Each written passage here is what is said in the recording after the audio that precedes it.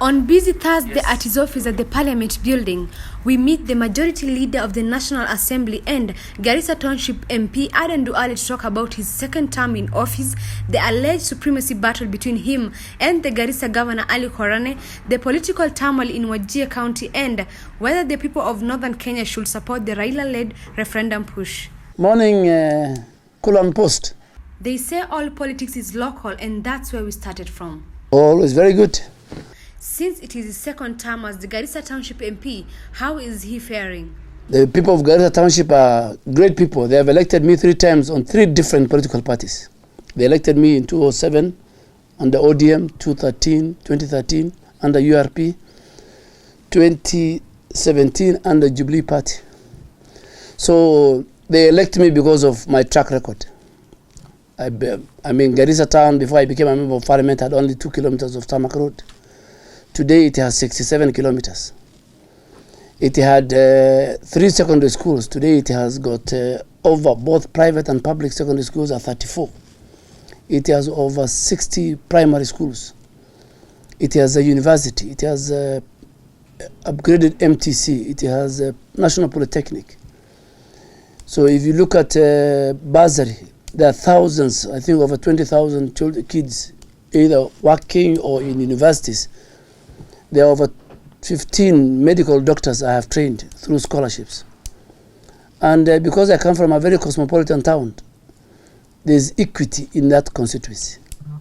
Everybody, whether small or big, from a small clan to a big clan, they have a taste of the resources and the leadership of that constituency. So I don't know whether I will serve another term, but I am proud of them. Of course, when I look at the religious part of it, there were 3 madrasas. Today there are over 45 madrasas with an Islamic university.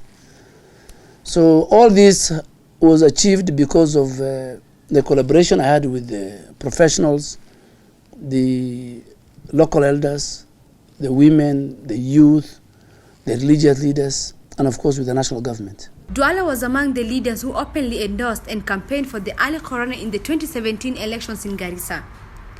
He said the governor was on the right course, approves of his performance so far. Governor Ali Korane, number one, is a Jubilee governor. And I have campaigned for him, and I have no doubt that he has what it takes as an individual. Because he has served as a DC, as a PC, as a PS.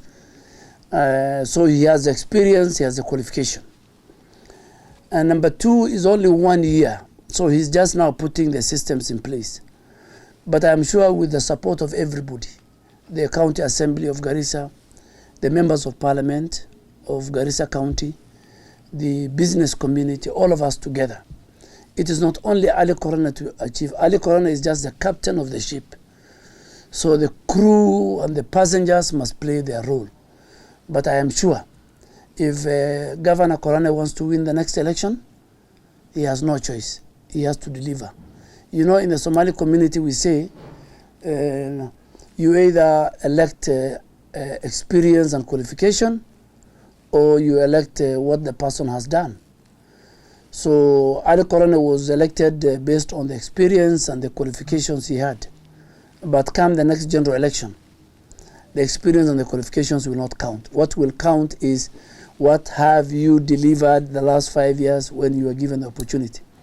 But I am sure I will not leave him alone myself, because I was part and the parcel of the people who campaigned for him. So there are many people in Garissa, particularly in my constituency, who will say, no, but you are the one who brought governor. So there's no way you can delink me and Ali Korane. Me and Ali Korane are jointed at the hip the next 5 years. And I am sure we will work together and we will make sure we deliver. Right now, let me say it, one of the biggest problems Ali Korane inherited, which he, to my extent now, to some extent he has delivered on about 60%, is the water issue. My constituency had a serious water issue the last 5 years of the previous government. Today, 60% of the water taps in Garissa town are running. And then a number of rural parts of Garissa, they have dug a number of boreholes. So from our water, and I have told him, you must deal with water, health, infrastructure, and security. As talks of fallout between him and Korane emerges, Duale rubbished the grapevine, saying he shared good relations with Korane.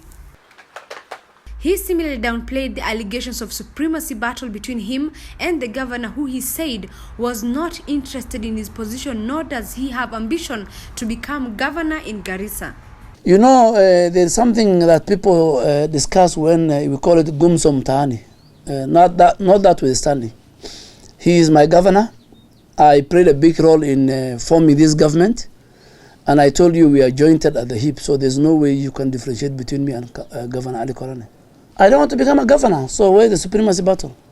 The last job I want to be in Kenya is to become a governor. So neither does he want to become the leader of majority. So where do we compete? I'm at the national level, he is at the county level.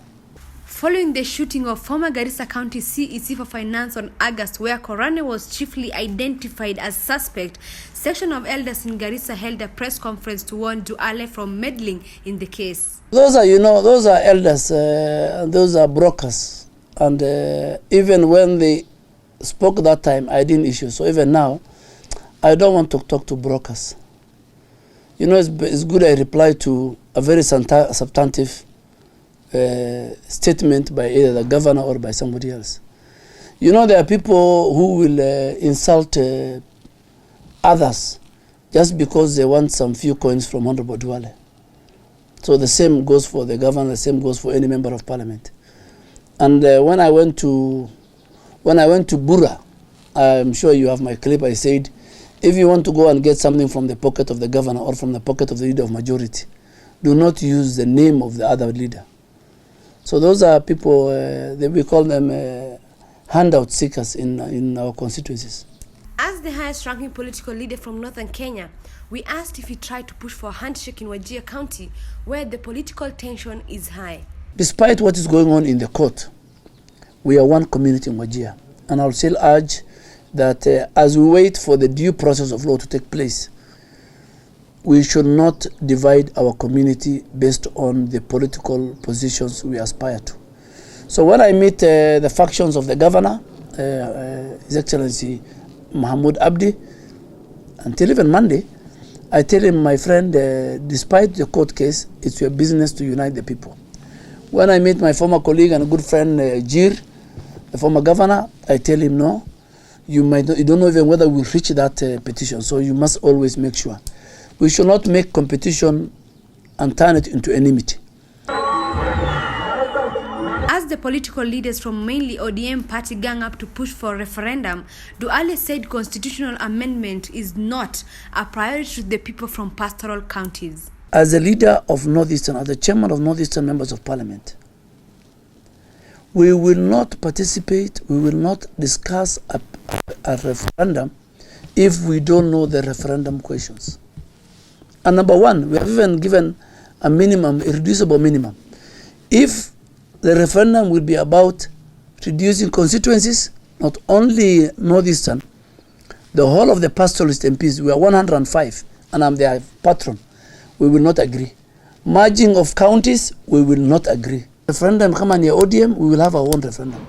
The issues ODM have is different from the issues Northeastern and the pastoralists will have. So we will not go into referendum. And secondly, we have serious developmental issues. We want roads, we want power, we want our people to be unified, we want more schools. So we will not support a referendum where our interest is not catered for. And we shall be at the table, and we will not agree to on the floor of the House. Our focus today is to make sure that our people register in large numbers for the coming census.